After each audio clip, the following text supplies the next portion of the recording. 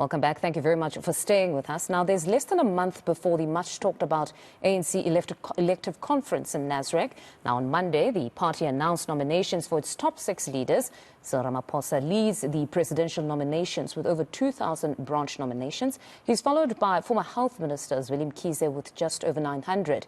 KZN has made it clear it wants Mkhize to take over from the incumbent. Let's get more now from KwaZulu-Natal's ANC Secretary, Bheki Mtolo. Mr. Mtolo, good morning and thank you very much for your time. So your province or your province's preferred candidates for the top 6 will in fact now be on the ballot. That's Zweli Mkhize, Paul Mashatile, Phumulo Masualle, Stan Mathabatha, as well as Nomvula Mkonyane. I take this that at this point now, it's no longer a time perhaps to celebrate, but where the real lobbying begins.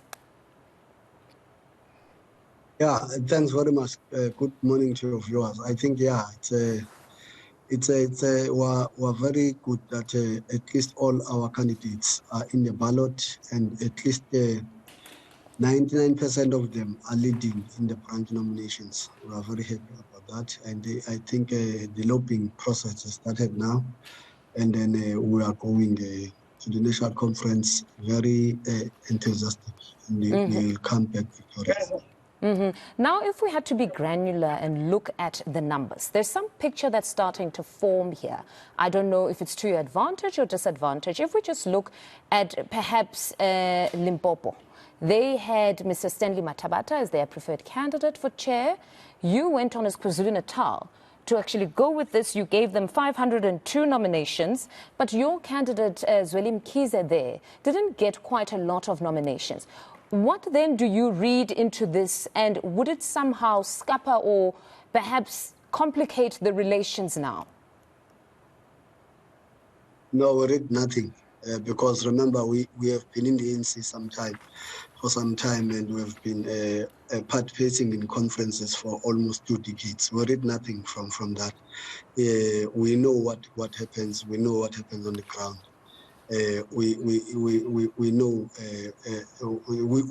we knew that the branches of for dynamics in the Bombo, they will nominate the president. We knew that, but we know what the branches will do at the conference. We also know that. All right. You see there are a lot of things. For example, if you look at the nominations on the SG position, Balula came late when only 2 weekends. But if you look at the votes he has received, the nominations he has received, is becoming significant. There are a lot of trade housing now, and we will go there with open minds. You remember when we said to our statement, this is not cut in stone. We are putting these candidates, but we are prepared to listen to other provinces, to listen to other branches, to listen to other regions. Because the whole power in the national conference rests in a branch. The whole power rests in a delegate. It does not necessarily rest with provincial executive committees and regions and all that. From nominations, the whole power rests in a branch. Now the whole power is shifted. It rests in a delegate. Then we are going there. We got a list of all delegates in the entire country. We are going to meet delegates by delegates. And I can assure you that when the results are announced at the national conference, many people will be. That's why we are saying to those of us who believe in ancestors, it's too early now to slaughter a goat. All right. To thank your ancestors. Because if so you are not this winning, is not necessarily an accurate picture. So you're saying that this is not necessarily an accurate picture. The only thing we get here is that now we've got candidates on the ballot, but there's not much to read to this, because I take it you guys in KwaZulu-Natal are all too familiar with analysis that turned out to be incorrect, because for the longest time ahead of your own conference, there was great analysis of those that were front runners, and surprise, surprise, there was a whole, it was as if there was a takeover that nobody expected. There was a bunch of young men that came, and it was not part of many who analyzed that you guys were going to make it. Yeah, it's because remember how we ran the campaign in the ANC. Some of us, we don't. If you remember, towards our provincial conference, we never held any meeting. We never went to any radio station, to any TV station. That's how we ran, because we know the power rests on the branches. It doesn't rest on the people on TV and on radio station, on broadcast. We don't do that. Then that's why people were surprised. When they were analyzing based on Twitter, Facebook, what is written on print media and all that. They were not analyzing on what delegates and branches are saying. Same mistake they are committing today. They are analyzing these things based on how people have paraded themselves on the media and all that sorts. Some of them say lots of sorts of things. But we are concentrating on delegates, on branches. That's where we are.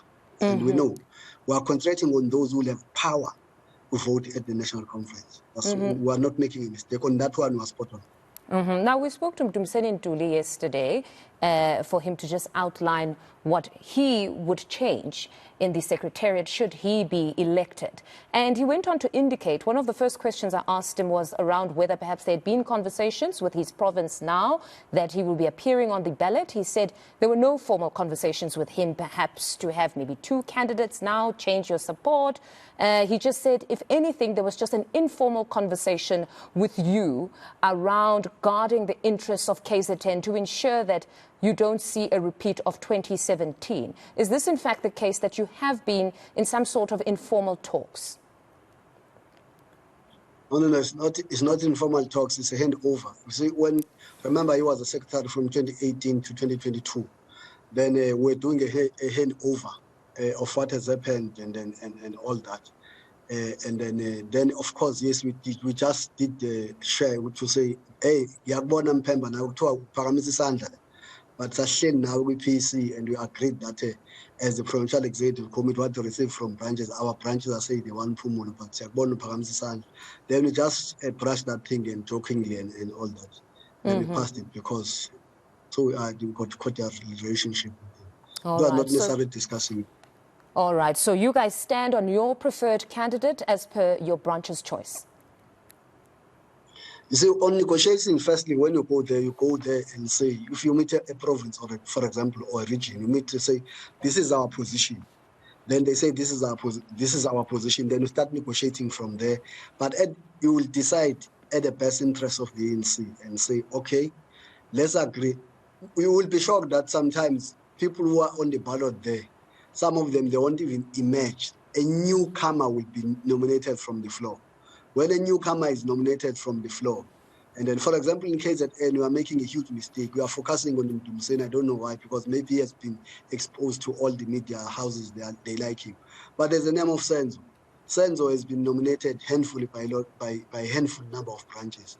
Then we don't discuss about Senzo. And Senzo has got a track record in KZN. He took, when he was a secretary, took in 2004. The ANC was at 42%. He took the ANC from 42% to 62%. He won all municipalities. Then he's got a good track record. Then you are not discussing about Senzo, I don't know why. Then you will find that somebody may be raised from the floor. And then I'm not saying Senzo will be raised from the floor. I'm just making an example that there are a lot of dynamics in this conference. Somebody may be raised from the floor, from the position of TG, from the position of president. And anyway, image. In regional conferences in KZN, we have seen that it has happened. That somebody goes there, not nominated at all. He gets nominated, and then he qualifies, then he just take over, because that's how the ANC runs itself. It's not influenced by the media houses. And then beyond this now, are you in any way concerned at the reports, the early reports now around there being disputes of the credibility of the process that was run by the Electoral Committee? Because, I mean, there's great interest beyond just your members on what happens or the leadership race in the ANC. I mean, Greater South Africa monitors what happens in your party, because those that emerge ultimately, to a certain extent, decide on policy that would affect a greater majority of us if it's still in government. So in this instance, are you a bit concerned by the reports coming out that there are those that seem to suggest that the Electoral Committee might have not conducted itself in the most truthful manner? They are really playing with the Electoral Commission. I don't know why they want what they expect from the Electoral Commission led by Comrade Motlanthe. Really, it does not nominate. It gets raw nomination from branches. But what we have discovered is that at the heart of nominations, there were notorious people, some notorious people in branches. Because the problem about these leaders who are going around pumping money to this thing, what these some of the branches who are notorious were doing, they will go to a BGM and promise that they will nominate this leader. Then they say, leader, give us this, give us this. Then the leader punches his resources or her resources. Then what they were doing after the BGM, it nominates somebody else. They will take a pen, a pencil. They will write his or her name on a pencil. Then they send him on WhatsApp. Then he collects that data, thinks it's genuine. After that, they then get another form, because remember, branches can print this thing on the cloud of the ANC. They then take the correct form. They put it the real nomination of a branch.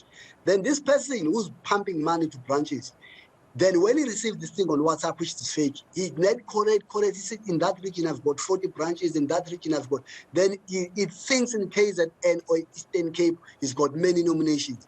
And he's having a false nomination in his WhatsApp. That's why they are making noise now. It's their own fault. It's their own fault. The Electoral Commission, there were observers, I can tell you, in KZN, all regions were there. There was Electoral Commission, there was Elections Agency, there was a Metisa. Metisa was there. I can tell you, I've run conferences of the Youth League with Metisa. From the day I was a Youth League secretary in KZN, regional conferences and all that, I can tell you, Metisa, they are running a very credible conference. They got interpret. Then there was electoral. There were observers. When the boxes of regions were opened, envelopes, they were counted manually. Nothing. There's no shenanigans. The shenanigans is the person who pumped money, and then after pumping money was given a false nomination on the WhatsApp. Then he's having a false nomination. The real nomination is not there. Then they must not blame.